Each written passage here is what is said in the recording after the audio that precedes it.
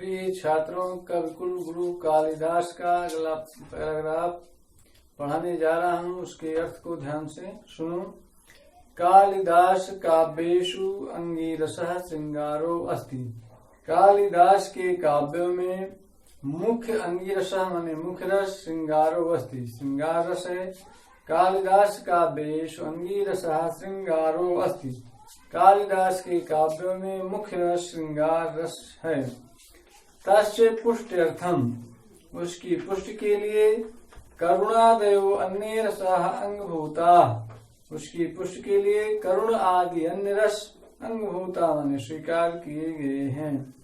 रसानुरूपम, रस के अनुरूप। क्वचित प्रसाद, कहीं पर प्रसाद गुण। क्वचित माधुर्यम, च माने और, क्वचित माने कहीं पर, माधुर्य माने माधुर्य गुण। तो रस के अनुरूप कहीं प्रसाद गुण, कहीं पर माधुर्य गुण। तस्य काव्योत्कर्ष से, उनके काव्य की श्रेष्ठता में ये दोनों सहायम कृता माने सहयोग करते हैं। अर्थात रस के अनुरूप कहीं पर प्रसाद गुण, कहीं पर माधुर्य गुण उनके काव्य की श्रेष्ठता में सहयोग करते हैं।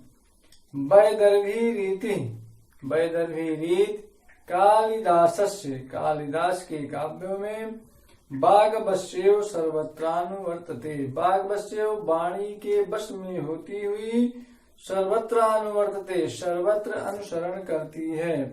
तो वैदर्भी रीत कालिदास की वाणी के वश में होती हुई सर्वत्र अनुसरण करती है। अलंकार योजनायाम कालिदासो अद्वितीय, अलंकार की योजना में भी कालिदास अद्वितीय हैं, सर्वश्रेष्ठ हैं।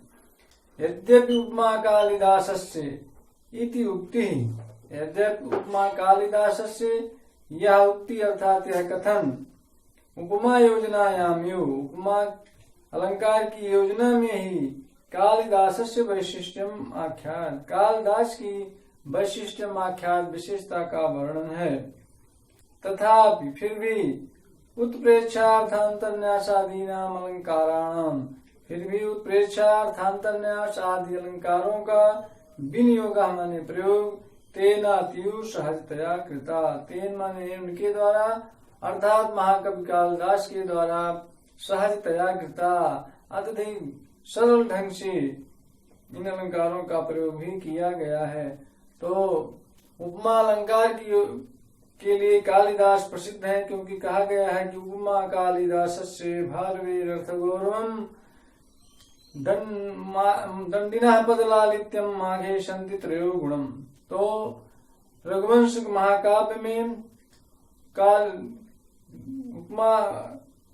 रघुवंश महाकाव्य में उपमा अलंकार के लिए कालिदास प्रसिद्ध है। उनके प्रत्येक श्लोक में उपमा अलंकार का प्रयोग किया गया है, इसलिए यह कथन प्रचलित है कि उपमा कालिदासस्य, उपमा अलंकार के लिए कालिदास और अर्थ गौरव के लिए भारत और पद लालित्य के लिए दंडी, महाकवि दंडी और माह के महाकाव्यों में तीनों गुण मिलते हैं। तो कहा गया है कि उपमा कालिदासस्य, जो यह कथन प्रचलित है उपमा अलंकार की योजना में कालिदास की विशेषता का वर्णन है, फिर भी उत्प्रेक्षार्थांतर न्यास आदि अलंकारों का प्रयोग महाकवि कालिदास के द्वारा अत्यधिक सरल ढंग से किया गया है।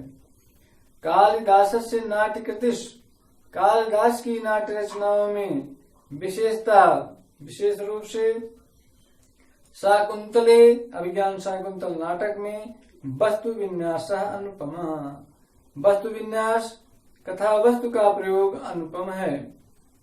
चरित्र चित्रण सर्वथा अनुद्यम, और पात्रों का चरित्र चित्रण सर्वथा माने पूर्ण रूप से अनुद्यम माने निर्दोष है। अर्थात उनके जो पात्र हैं उनका चरित्र चित्रण पूरी तरह से निर्दोष है, उनके ऊपर कोई भी अपवाद नहीं है, अपयश नहीं है। संवाद शैली संप्रेषणीयास्ति, और संवाद शैली संप्रेषण गुणों से युक्त है। अर्थात उनकी जो आपस में बातचीत करने की शैली है बहुत ही सरल ढंग से प्रस्तुत किया है महाकवि कालिदास ने, जिससे कि वो संवाद शैली लोगों के समझ में आ जाए। सममेव भारतीय संस्कृत अनुमता नाम, इसके सममेव इसके साथ ही भारतीय संस्कृत अन्मतानाम, भारतीय संस्कृत के मतानुसार धर्मार्थ काम मोक्ष मूलानाम, धर्म अर्थ काम मोक्ष आदि मानव मूल्यानाम प्रकाशनम, आदि मानवीय मूल्यों का वर्णन कालिदासस्य वैशिष्ट्यमस्ति, कालिदास की विशेषता है। आश्रम वासिनीम शकुंतलाम निर्वर्ण, आश्रम में निवास करने वाली शकुंतला को निर्वर्ण माने देखकर मनस्य काम प्ररोहम अनुभूय, मन में कामना रूपी प्ररोह माने अंकुर का अनुभूय माने अनुभव करके दुष्यंता राजा दुष्यंत तावत शांति न लभते, तब तक शांति नहीं प्राप्त करते हैं। यावत नाम, जब तक कि क्षत्रिय परिग्रह क्षमाम, क्षत्रिय के परिग्रह माने विवाह और क्षमा माने योग, क्षत्रिय के द्वारा विवाह करने योग्य विश्वामित्र से दुहितेयमिति नावेद, विश्वामित्र की दुहिता माने पुत्री, यम माने यह विश्वामित्र की पुत्री है, नावेद नहीं जान लेते हैं।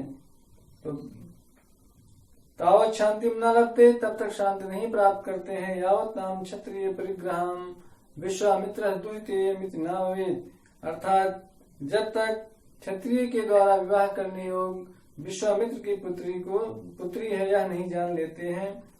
कर्णस्य अनुज्ञान बिना, कर्ण की अनुमति के बिना गंधर्व विधिना कृता विवाह, गंधर्व विधि से किया गया विवाह उभावत दोनों को तावत प्रताड़े, तब तक दुख प्रदान करता है, कष्ट देता है।